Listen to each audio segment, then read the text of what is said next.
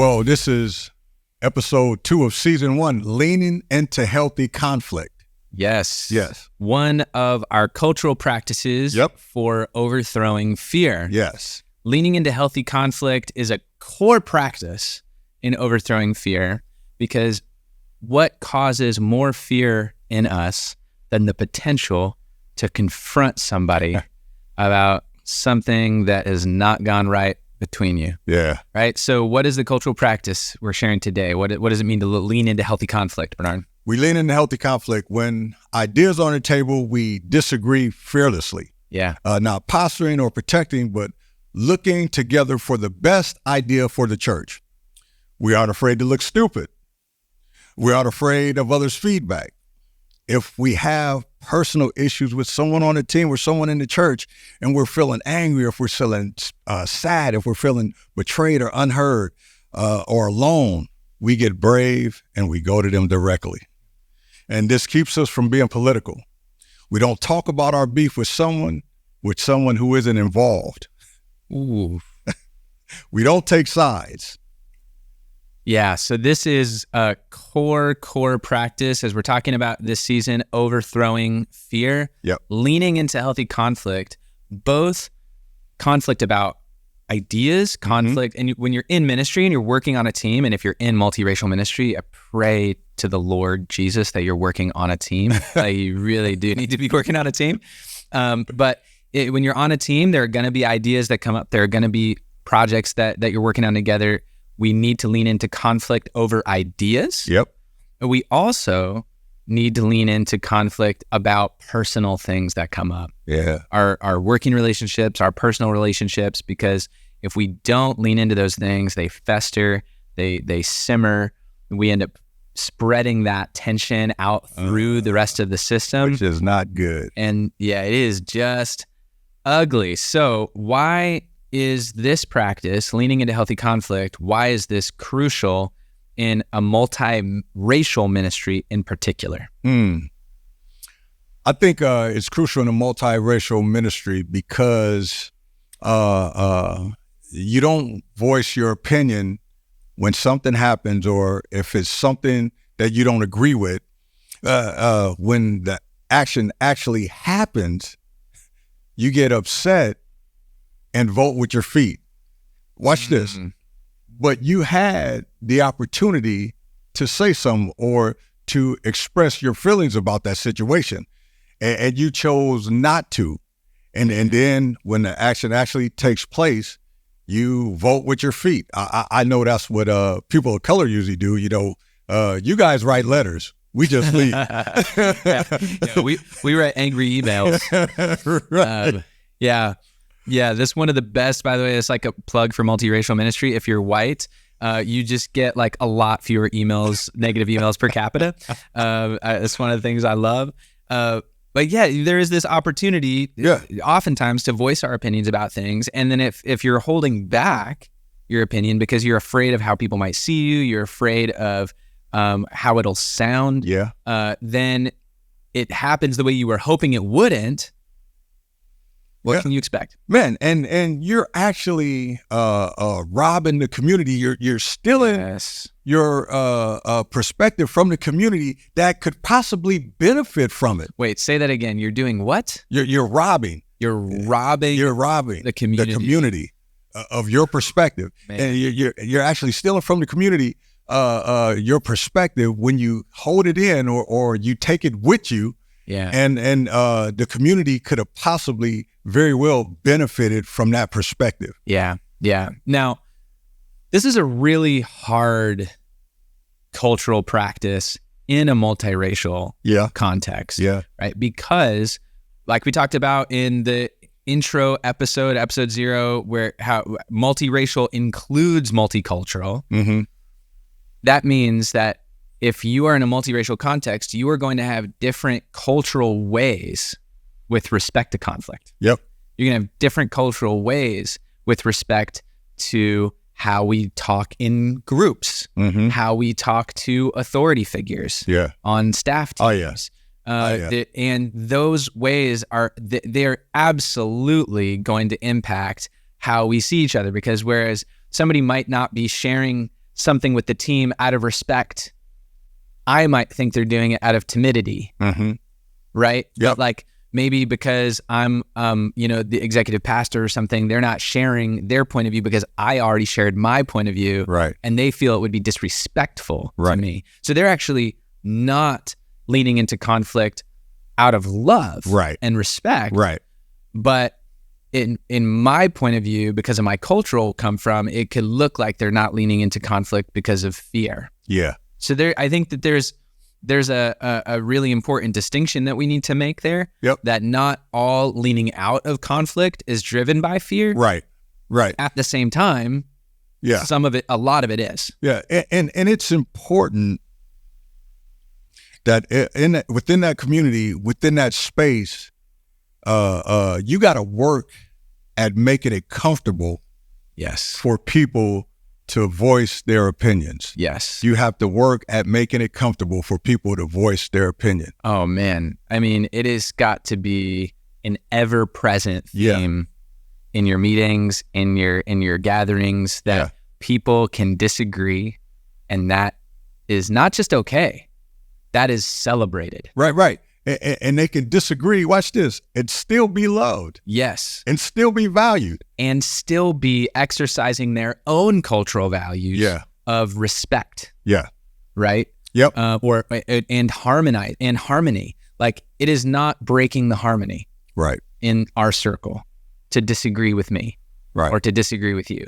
It is not disrespectful. In fact, it's respectful to me if you disagree with me in a team conversation about what is the best idea for our church, because it respects the fact that I don't need the ego stroke of you agreeing with everything I say. Right.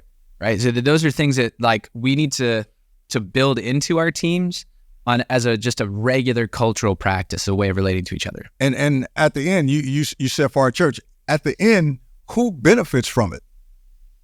Yeah.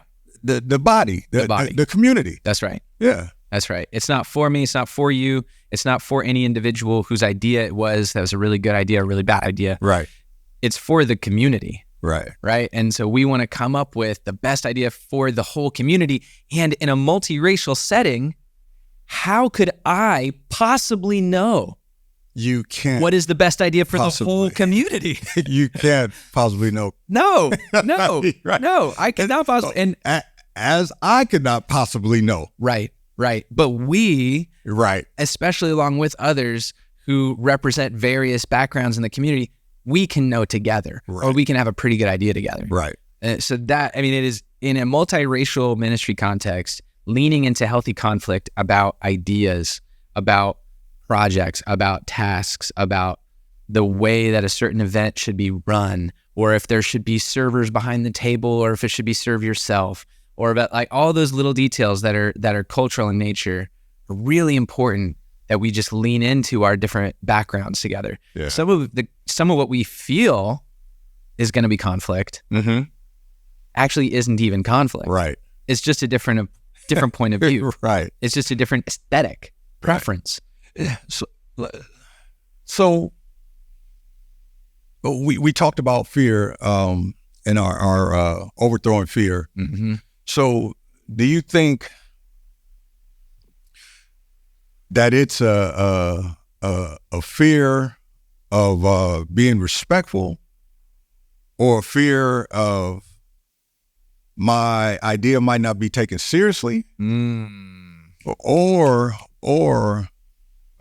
fear of just being afraid to be who I am in this space and voice my opinion? Man, I think you're naming things, if I'm not mistaken, that are probably more frequently in multiracial contexts going to be fears that are held by people of color. Oh yeah. Oh, definitely. And specifically, and again, as we talked about, multiracial, it means we're dealing with power dynamics. Right.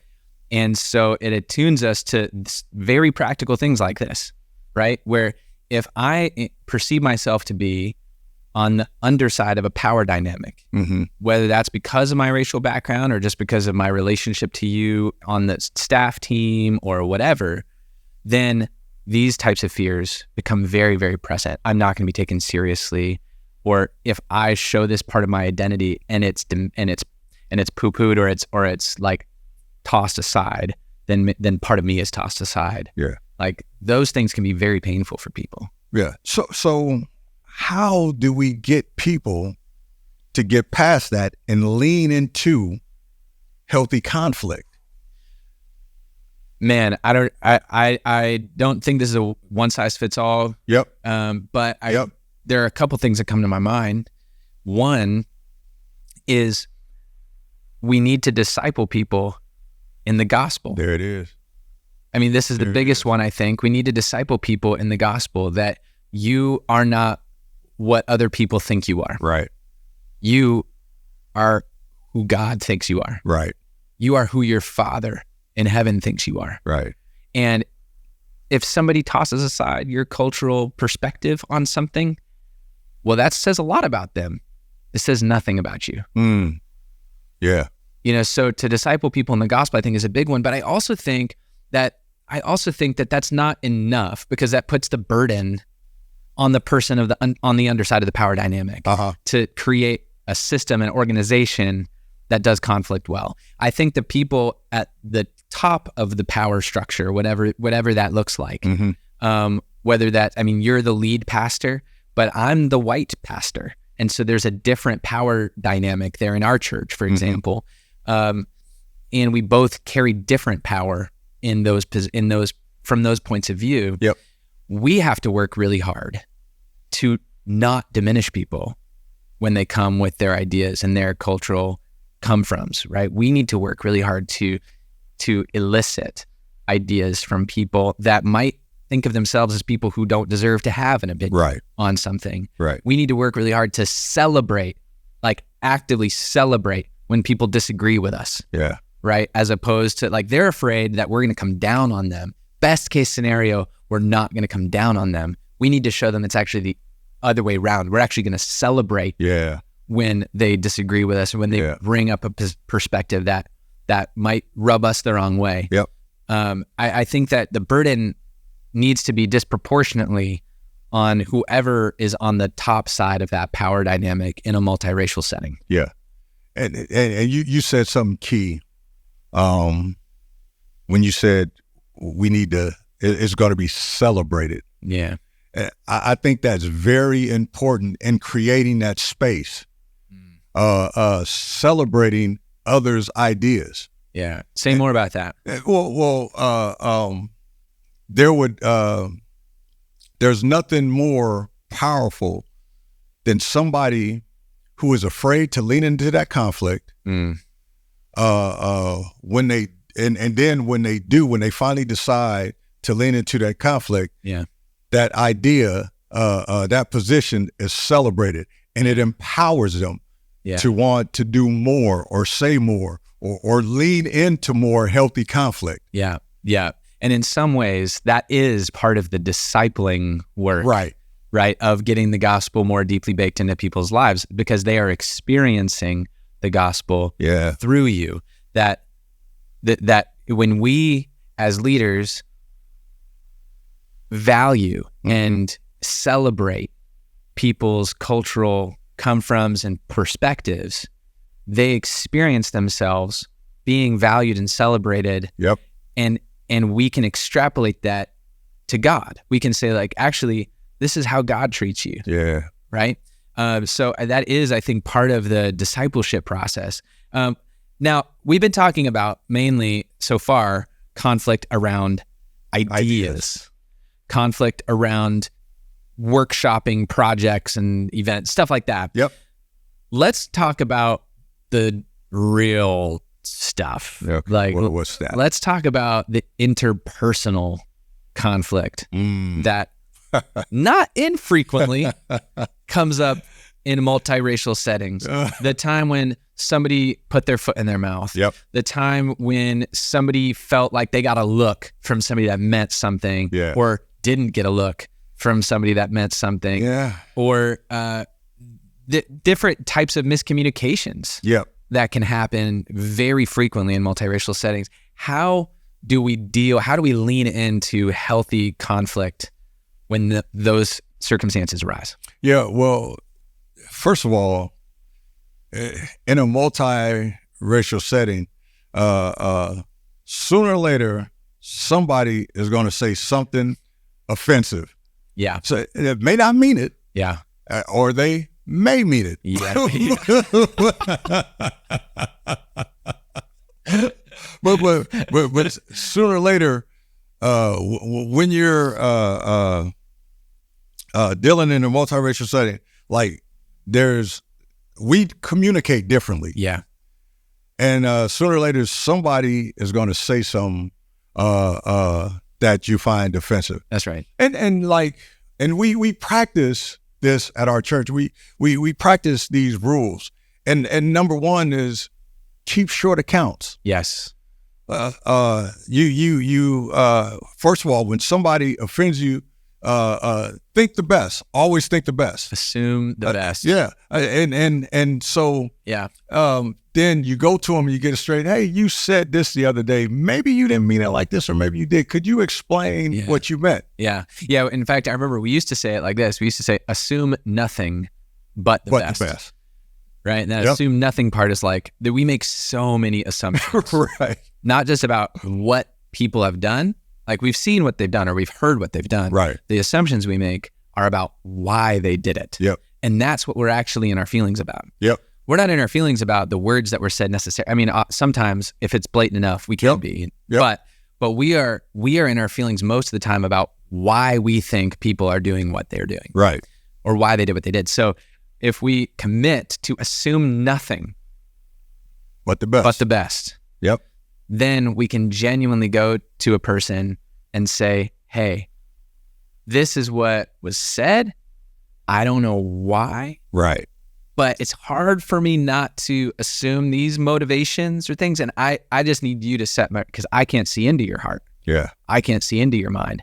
I need you to tell me what was there. Right. But I don't want to live with this story that I've been living with. Yeah. Right. So you tell me. I want to assume that you're going to engage me in a loving, respectful manner. Yes. Right. And number two, we keep short accounts. Say more about what that means. Hey, once I come to you and say, hey, and you explain it to me, like, man, forget about it, or not forget about it, but let it go so we can move on and continue loving each other. Yeah. You know, like back in the day, people had these things called checkbooks, you know, before everything was automated. Yeah. And it's pretty bad financial practice, back in the day, right?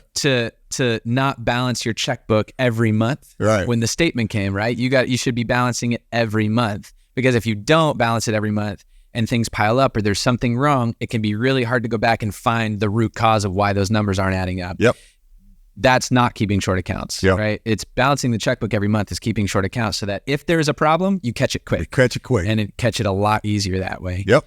Right. There is, I'll share a story about a time when I didn't do this well with you. Uh-huh. So it was... You're speaking of keeping short accounts? Yes. Okay. Yes. Okay. And as a part of that, I did not lean into healthy conflict very well because I let it go on too long. It was at least 3-4 weeks where I was feeling very much alone. Mm-hmm. Like I was feeling like I'd be reaching out for things and like maybe you weren't participating as fully as I would hope, right? Mm-hmm. We're doing team ministry and I didn't really feel like a team. Yep. I was feeling like I was carrying a lot of weight and doing a lot of things on my own, and I wasn't bringing it up to you. And I think it was because I was talking to my therapist about it, that he was just like, hey, maybe you should just talk to him about that. But I was nervous because I had such deep feelings around it, and so much, honestly, so much fear around how that would come across. Right. So where was the fear coming from? Oh man, the fear. I think the fear was coming from probably a few places, and that's probably why it was so hard to deal with, because it wasn't just one fear. I think there was a fear that if I said this, it would push you further away from where I perceived you to be. Yep. I think there was a fear that if I said this, I would come across as like that white guy, right? That you wouldn't understand me, really, or that I would come across as like ungrateful or like complainy, whiny, whinging, as the British say. There were multiple layers of fear there. Yeah. So when I finally did talk to you about it, I remember right where we were standing on Telegraph Avenue. I remember. And I must confess that I handled that poorly too. Because I was having these feelings of like, basically like, man, they don't need me. And instead of leaning into it and coming and talk to you about it, I let it go on. Yeah. Right. And honestly, that was harder for me to hear than anything I expected to hear, but in a really good way. Yeah. Like, I expected you to be like, I don't know what I expected you to be, honestly. I expected you to receive it well, but not like, hey, I'm hurting too. Yeah. You know? Yeah. I thought I was the one hurting. And here you're like, oh my gosh, I'm hurting too, in the exact opposite way. That's why this has been happening. Right. Right. And you know, I could say I'm feeling alone, and you could say I'm feeling unneeded, or unnecessary. And I could say very clearly, like, no, like, I need you. Right. I really need you. That's what I'm saying. It's like, I really need you. And you could say like, well, I really want to be a part of it. Right. You know? Right. It was such a healing conversation, and it didn't need to take weeks. Right. To get to. Yeah. Well, that's why we put these things in place. Right. To prevent things like that from happening again. Right. It may, I'm not saying that it won't happen again, but we have a way of going about handling it now that'll be much better. Yeah. Yeah. That's for right. us and for others. That's right. So, I mean, I think one of the principles that we want people to take away from this is that conflict, or I should say this, confrontation is just conflict that's getting talked about. Yep. In other words, the conflict is already happening under the surface, even if it's not getting talked about. The tension is already there. It's already building up. And confrontation, all that means is, okay, we're talking about it now. We're bringing it to the surface so that there can be healing there. Yeah. So that there can be resolution and grace given and forgiveness given. That I think about the story of Paul in Galatians, right? When he's telling the Galatian people, and when Peter goes about, he's like not willing to consort with Gentiles. Yep. You know, and Paul is like, when I heard about that, I confronted him to his face. Yeah. You know? In other words, I didn't just go around talking about it. Like, I'm not telling you like I haven't already talked to Peter. Right. You know, we're good. Right. Or we're only good because I confronted him to his face. We talked about it. Right. We brought up the conflict. So you mean Paul didn't go around trying to get people on his side to hear him out first before he talked? You to want to Peter? know who the best apostle is? Yeah. No, I don't think he did that. Yeah. I don't even think he wrote him a letter. Yeah. Or a nasty email. It seems like Paul went to his face. Yeah. He kept short accounts. Yep. And that's how I think that's a good model for us.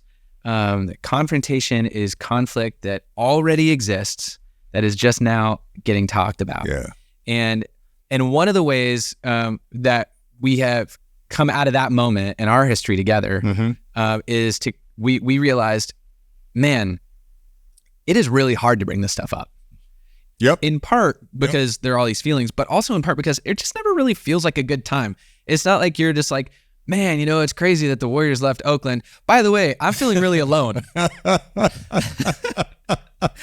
You know, like that there's never a time that feels like natural. Right. To bring up really hard feelings. How do you bring it up? How do you bring it up? So tell folks about one practice that we have on our team that helps us to have a space to bring it up. Well, tough stuff. Our team meets. We have team meetings every Wednesday, and we have set aside a place in our meetings called Tough Stuff. Yeah, where we'll bring up conflicts that we have, with each other, conflicts we may have with an idea or something, or like I could just, man, you hurt me the other day when you said this. Yeah. And I want to talk about that. Yeah. Yeah. So every single week towards the end of a meeting, we always have a space. Oh, yeah. So it's not like, when do I bring it up? It's like, this is when you bring it up. This is the time. This is the time. This is the time. Anybody got tough and stuff? it happens every week. Yeah. Yeah. So it's short accounts. Yep. It's short accounts. And I would say one of the interesting things we found, and once we've instituted that, is that we almost never have to use it. Right. Because we bring it up before we bring it up before, yeah. Man, I don't want to bring up this and tough stuff, so I better go to them now. That's right. That's right. That's right. Because you are going to be put on the spot. You are going to, yeah. So that's something that I think is worth offering the folks out there who are listening, right? Like that this practice, this regular cultural practice of just saying, we are going to hold space for the difficult things, because in a multiracial ministry, we know that tough stuff comes up. Oh, yeah. And we know it's going to keep coming up in different forms. Yes. So we need to make space for it. More than it does not. Okay. So we have a resource to share with folks back home. Yes. If they want to dig more deeply into this. It's a resource that has really helped both of us in our ministry, in our leadership, in our personal lives. Yep. And it's a book called Crucial Conversations. Yeah. So this book has been helpful in so many ways. We'll put a link to it in the show notes or the description. But it's one of the ways it's been helpful to us is in giving us really practical steps to tell different stories about the other person's motivations than we were telling ourselves initially when we started to get in our feelings. And it helps you identify when a conversation is going to become crucial. Yes, exactly. Exactly. So if you're if there's somebody listening at home who feels like, I don't ever really know how to bring this stuff up, or I don't really have a good way of bringing this kind of stuff to the foreground. If you're like me, like I picked this up when I was working underneath somebody that I needed to have a crucial conversation with, but I did not know how to talk to my boss. It's a really, really great book for us. And these are tools and resources that people in multiracial ministry especially need to avail ourselves of. Yeah. So if people want to keep listening and find out more about what we're doing at the Multiracial Ministry Mindset, how can they do that? So you want to go to multiracialministry.com, like, subscribe, find us on all the social things. On all the social things. Maybe not all the social things. We're kind of older, you know? I only do Facebook, but but find us on Facebook, Instagram, X. Yeah. I don't know. We're not gonna be on X. I like saying that though. Do you? I like saying X. Oh man. Yeah. All right. Well, find us on social things, and hit subscribe on wherever you get your podcast. And we want to encourage you, if you have enjoyed this podcast, if it's been helpful to you in any way, share it. Yeah. Share it with your friends. Share it with your pastor, maybe, if you feel like that would be useful, or with your board. We really want to make sure that this stuff goes out far and wide, because we really believe that the church should not be a unique thing in the church to have a multiracial ministry. Yeah. So thank you for listening today. We're so glad to be on this journey with you, and we'll see you next time at the Multiracial Ministry Mindset Podcast. Thanks.